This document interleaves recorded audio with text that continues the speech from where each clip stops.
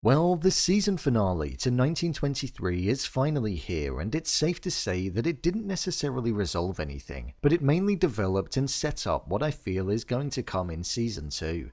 It's a brave approach from the show, but I would say as emotional as the ending was, there was a sense of unfulfillment there, but we can get into that later on down the line. With Spencer's role in the family needed more than ever, and the Duttons looking as though they were drifting deeper and deeper into the past when it came to the modernization of their ranch, all of the stakes were still extremely high. With a lot more to get into, let's recap, break down, and explain all that there was to take away from this episode. So let's get into it. Here is 1923 episode 8, Ending Explained. Just to let you know, this video will contain spoilers. Let's start by talking about the ending. As we embarked onto the ending of the show, we saw that Spencer was separated from Alex due to throwing the Earl of Sussex off of the ship in a duel that occurred that was pretty humorous to watch. The duel occurred due to the jealousy and resentment that he held towards Spencer for Alex running off with him. Whilst I originally thought that we may have seen the pair finish the season at the Dutton Ranch, unfortunately that wasn't the case. Spencer was separated and was taken on a dinghy boat to shore where he would have to make his own way back to the Dutton Ranch in Montana. With Alex not knowing where they would be able to meet again, we saw her mention that she'd meet him in the ranch in Montana. She knew of the location due to the letters that Cara had sent Spencer.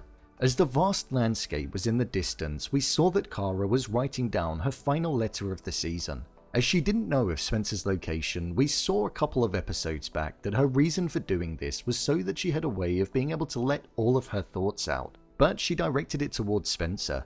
It finished as the season started, with the importance of Spencer's role in the family being made apparent. With the Dutton family on the cusp of potentially losing the ranch if they don't make a payment to the bank after Whitfield paid for their taxes, which would ultimately mean that the deed to the ranch and all of the land would transfer over to Donald, Spencer is needed. Jacob Dutton getting older, being out of touch with the times, and not willing to adopt modern advancements is what's contributing to the struggles that the ranch is experiencing. So Cara knows that a young, strong, level-headed man like Spencer will be a main thing that can solve their problems in more ways than one. I'm just hoping it won't take all of season 2 for him to end up there. Let's break down the endings for the other characters.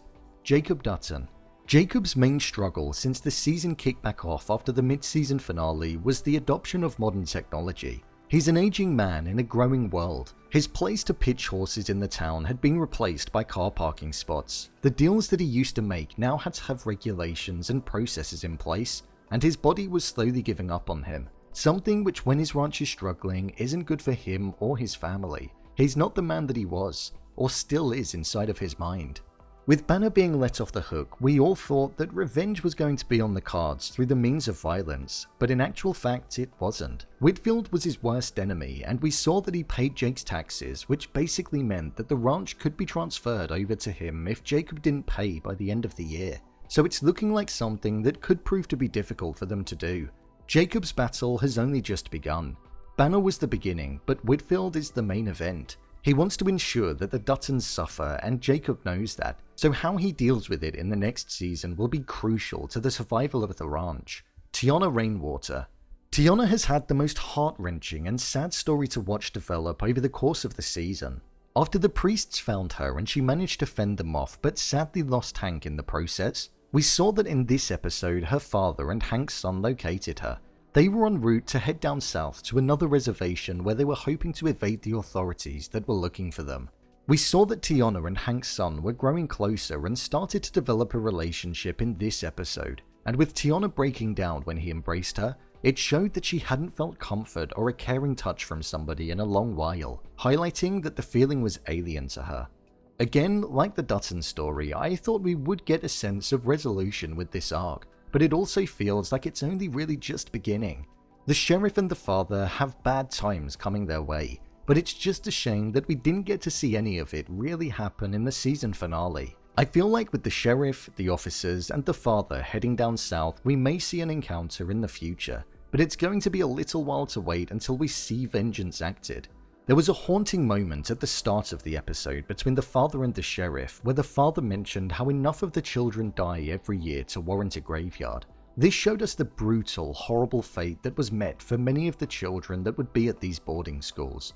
It was a harrowing moment for sure. and it showed just how evil the father and the sisters were, Jack Dutton and Elizabeth.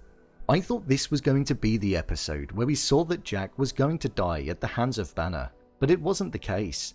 I still feel as though it's going to be on the horizon in Season 2, especially with there being a focus on destiny and purpose between the pair, as well as Banner speaking directly to him in the courtroom. Elizabeth sadly lost the baby that she was carrying of Jack's in the season finale, and she started to question her own purpose. It was here where we saw the value of Cara Dutton to the family, and Jack drawing up similarities between the both of them.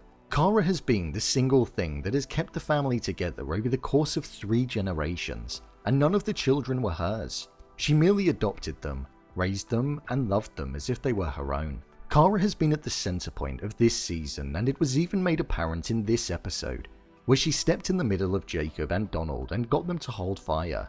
Jack and Elizabeth are the next generation of the Duttons, so I'm intrigued to see if they are going to be able to have children again in Season 2. Donald Whitfield and Banner. Banner didn't have that much involvement in the season finale. We saw that he was let off of his charges at the start of the episode, and he was let go. He wanted to round up a posse and attack the Duttons, but we saw that Donald Whitfield talked him out of it, going for a more diplomatic approach in acquiring the ranch, the thing that Jacob cares most about more than anything in this world. We saw Whitfield express the mental manipulation that he holds and how he values power more than anything in this world. We saw him express it on the women where he was power tripping over them, and then caused the victim to act on the pain that they were feeling when the tables were turned.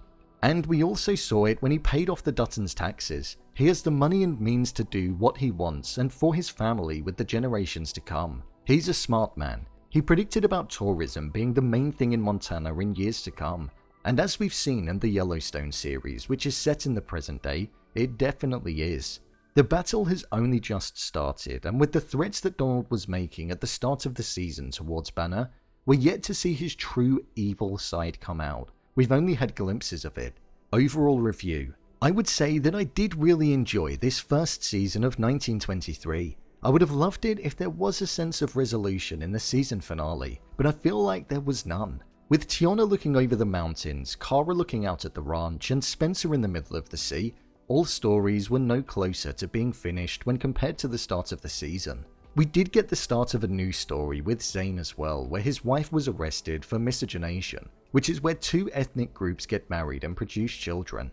This is the first we've seen of a couple from 2 different backgrounds in 1923, so it'll be interesting to see how that progresses in Season 2 of the show. Alex and Spencer's ending was definitely the most heartbreaking out of them all, and I feel we got to see just how much they did actually care for each other. Whilst I did really enjoy this show, I would say that its biggest weakness was that it just had too much going on by the end, and it almost didn't know how to wrap it up. But with a Season 2 on the cards, I'm looking forward to seeing what's to come. So, there you have it, 1923 Episode 8, Ending Explained. If you want to see more videos such as Endings Explained, Theories and Predictions, and Character Breakdowns, then click on the I button. Or alternatively, you can head over to my channel where you'll find them all. If you'd like to give me a show or movie that you'd like me to review, then head over to my Twitter, @brainpilot_, and tweet me what show or movie you'd like me to review next. And finally, if you'd like to see what I rate the latest movies that don't quite make the cut to getting a dedicated video, then head over to my Letterboxd profile. It's where I rate the latest releases in real time. What did you think of the season finale? Leave a comment down below, and don't forget to subscribe. I'll see you next time.